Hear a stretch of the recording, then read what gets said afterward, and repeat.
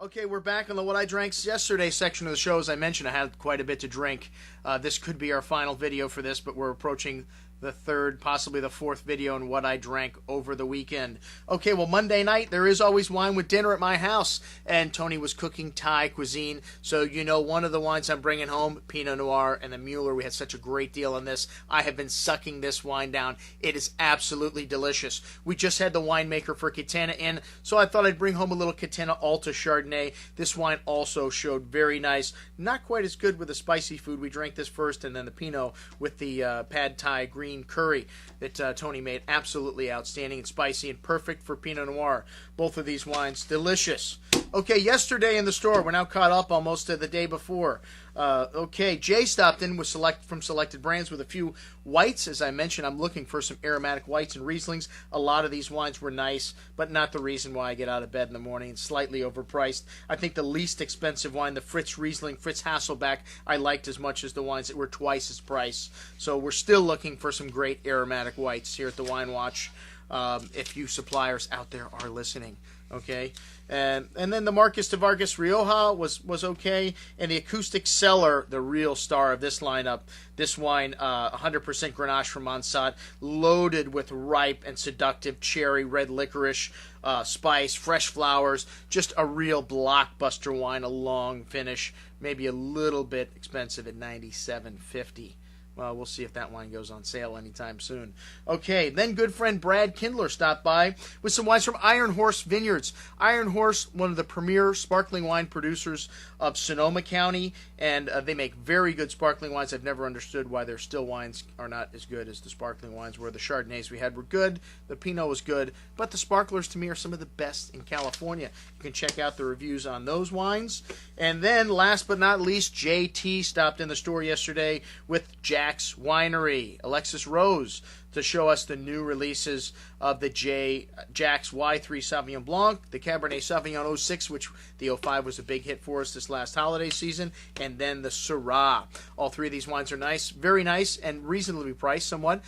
Check out their reviews online on today's. And then last night was our Southern Rhone tasting at the Tower Club. That's right, we took down 16 wines from the Southern Rhone from 2006, 2007, and the 2008 vintage. That's right, folks, we had some 2008s on the table. Well, 2007, I sound like a broken record, one of the greatest vintages in Rhone history. And if you do not have 2007s in your cellar, I beg you, I implore you, get out there and buy whatever you can.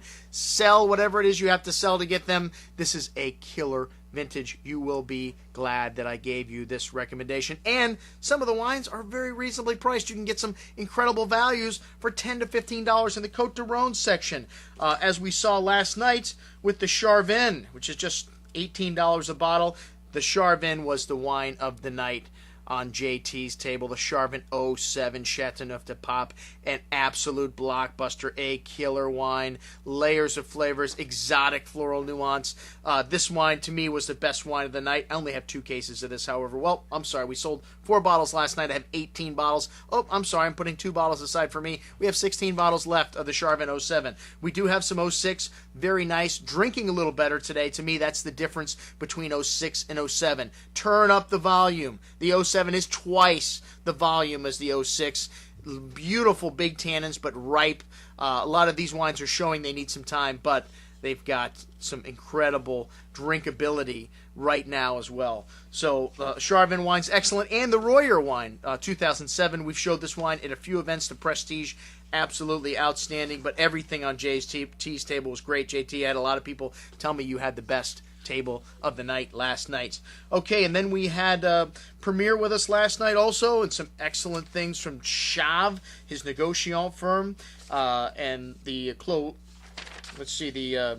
the Louis Bernard, which was the Baccarat 2006, a little light.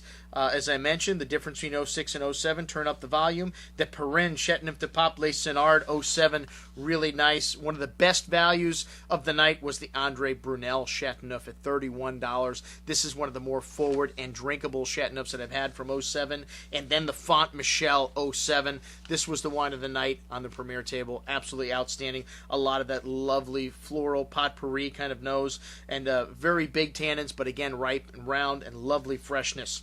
And And then we had our friend Anthony Pannoni from Florida Wine Company, and he had some Eric Solomon selections on there, some great stuff, and he had the 08s. That means, Anthony, you are the salesman of the year for the Southern Rhone. You've already got your 08s in, buddy. A lot of people still working on 07s, but some of his new wines were absolutely outstanding from this Vendimio winery, apps from the Côte de Ventoux. Check out the reviews on that and everything else that we had last night. That's my wrap-up for the Southern Rhone and what I drank last night. Oh, yeah, I had the Domaine de Somade from Rasteau. I took that home, the Côte de Rhone, the Cuvée Confiance. Wow, 2004 vintage. This guy's producing some blockbuster wines. If he can make a wine like this in 04, and that's the only wine I had to drink last night. A bit of a light night at home, but I did get home a little late. All right, folks, that's it for today. I'm your host, Andrew Lampasone, signing off, saying remember, always drink the good stuff first.